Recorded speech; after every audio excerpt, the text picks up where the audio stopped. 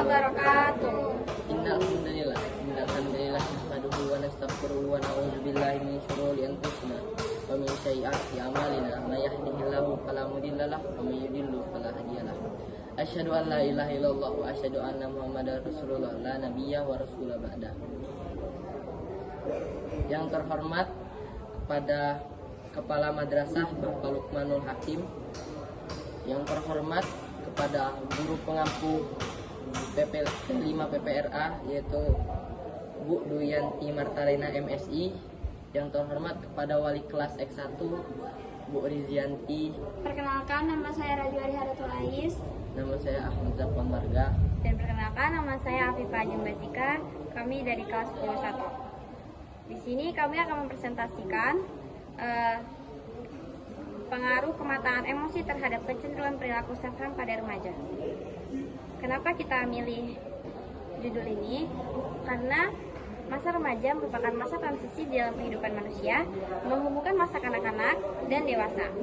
Terjadi berbagai perubahan dalam individu, mulai dari anak-anak hingga ke dewasa.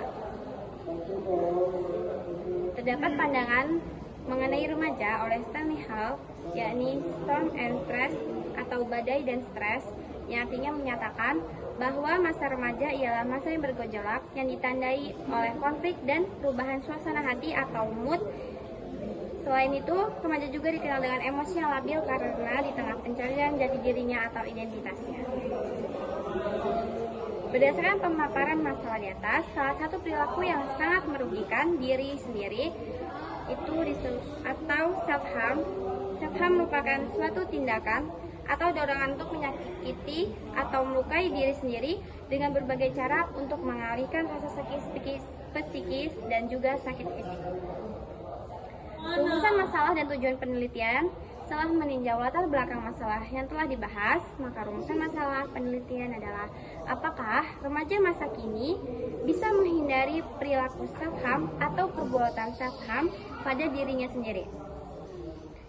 Setelah rumusan masalah di atas, maka tujuan penelitian ini membuktikan bahwa remaja kini tidak perlu melakukan self-harm pada dirinya sendiri untuk menyelesaikan masalahnya. Manfaat penelitiannya diharapkan dapat diperoleh penelitian ini adalah untuk remaja lebih memahami adanya pengaruh buruk self-harm pada diri sendiri maupun orang lain. Kajian teori. Kajian teori yang kita gunakan adalah teori konstruksi sosial yang dijelaskan oleh Peter L. Berger dan Thomas Luckman. Menurut Berger, konstruksi sosial adalah proses simultan yang terjadi secara alamiah melalui bahasa dalam kehidupan sehari-hari pada sebuah komunitas primer dan semi sekunder. Hal ini berkaitan dengan kebiasaan remaja melakukan self-harm sehingga terbentuk sebuah realitas sosial nyata, yakni kebiasaan self-harm pada remaja. Teori konstruksi sosial terbagi menjadi 3 tahap simultan, yaitu eksternalisasi, objektivasi, internalisasi. Jadi, eksternalisasi itu proses adaptasi nilai dan norma, sebagaimana para remaja menyelesaikan masalah individu dengan cara menyakiti atau melukai tubuhnya sendiri. Yang kedua ada objektivasi. Itu proses eksternalisasi kemudian menjadi realitas yang objektif ditandai dengan kelembagaan di dalamnya. Dilihat dari kondisi remaja saat ini, maka self-harm menjadi hal yang lumrah di kalangan remaja. Yang ketiga ada internalisasi. Internalisasi merupakan penyerapan nilai atau norma dalam diri manusia yang melibatkan proses sosialisasi secara primer dan sekunder sehingga menghasilkan hubungan sadar diri individu dan masyarakat. Seperti halnya pada remaja, anak yang tumbuh di dalam keluarga yang minimnya perhatian atau kasih sayang dari keluarga ataupun orang terdekatnya, yang wajib adalah anak berhak mendapat kasih sayang serta perhatian dari keluarga atau orang terdekatnya. Itu mengacu ke sosial primer. Didukung oleh pengaruh lingkungan, yakni adanya perilaku self-harm terhadap kalangan di usia remaja kini. Dikategorikan dalam sosialisasi sekunder. Dan berikutnya ada tinjauan pustaka. Berdasarkan topik penelitian ini, terdapat beberapa penelitian terdahulu dengan topik yang relevan, yaitu yang pertama, pengaruh kematangan emosi. Prolog mendefinisikan kematangan emosi sebagai titik meledaknya emosi di hadapan orang lain, melainkan menunggu saat dan tempat yang lebih tepat untuk mengungkapkan emosinya dengan cara-cara yang lebih dapat diterima.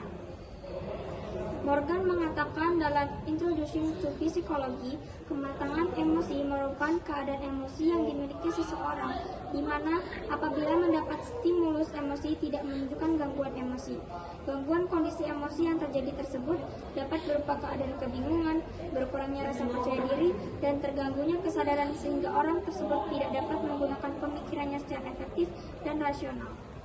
Dari penjelasan di atas, dapat diambil kesimpulan bahwa kematangan emosi itu adalah suatu kondisi emosional di mana tingkat kedewasaan individu yang terkendali, tidak kekanak-kanakan, amarah yang meluap tuap, dan mampu mengungkapkan emosi sesuai kondisi yang ada, yang mana individu dapat menilai situasi secara kritis sebelum bereaksi secara emosional dan peduli terhadap perasaan orang lain. Yang kedua, ada perilaku self-harm pada remaja. Self-harm adalah suatu bentuk perilaku yang dilakukan individu untuk mengatasi rasa sakit secara emosional dengan cara melukai dirinya sendiri. Dilakukan secara sengaja tapi tidak dengan tujuan bunuh diri.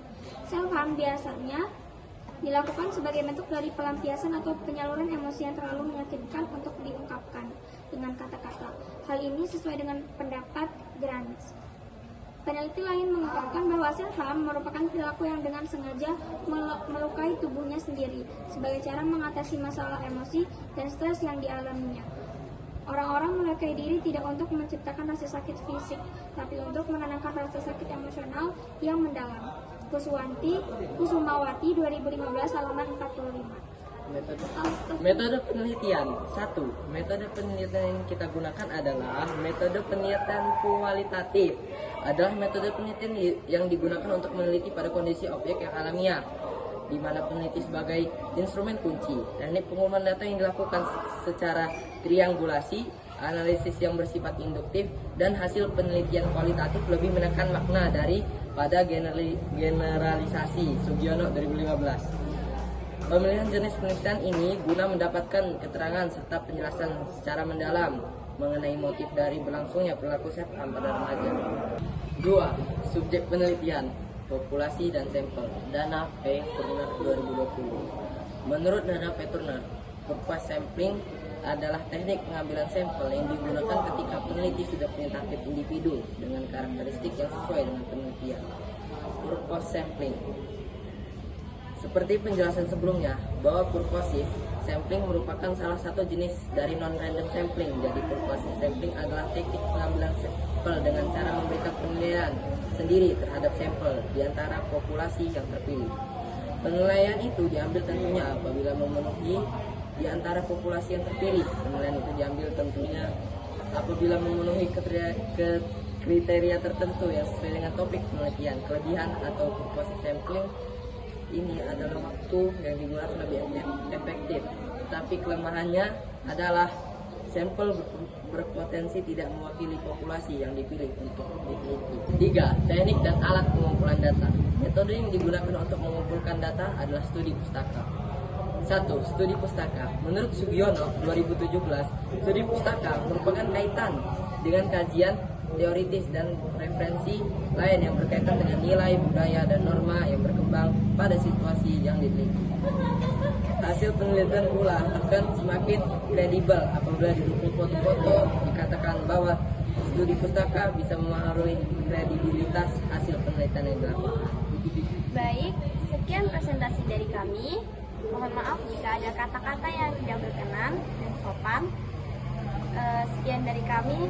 Wassalamualaikum warahmatullahi wabarakatuh. Waalaikumsalam.